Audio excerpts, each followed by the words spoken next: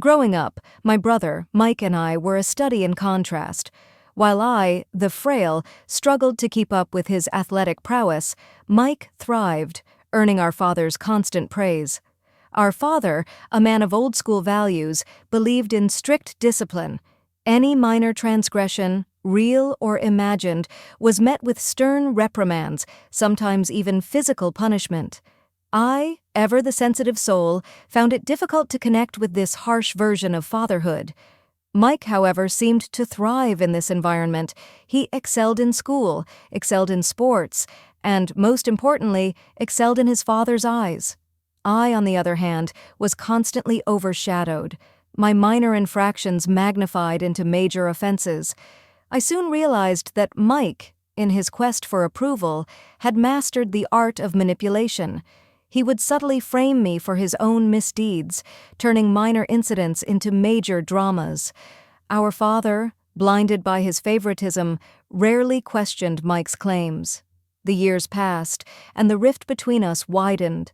Mike, the golden boy, pursued his ambitions while I navigated life on my own terms. Then I met her. My girlfriend, unlike anyone I'd ever known, saw past the shadows of my past and embraced me for who I was.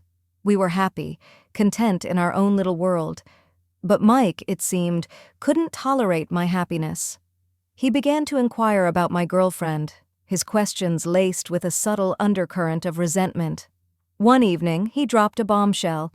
He had secretly been investigating my girlfriend, digging into her social media profiles.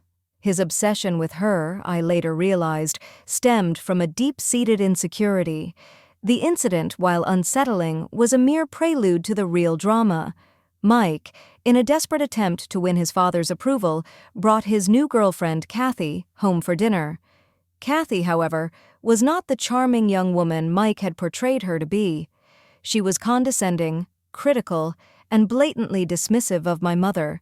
She even went as far as to criticize my physique and question my lifestyle choices, all while subtly praising Mike and showering my father with exaggerated compliments. The dinner descended into chaos. My father, blinded by his admiration for Kathy, sided with her, accusing me of laziness and irresponsibility. I, fueled by years of suppressed resentment, finally erupted, exposing the years of manipulation and deceit that had defined my relationship with my brother.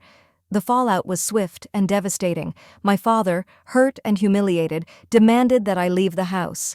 My brother, enraged by my outburst, severed all ties. I found myself adrift, living in a small apartment, grappling with the fallout from the explosive dinner. Then I received a call from my mother. She was distraught, worried about my father's health.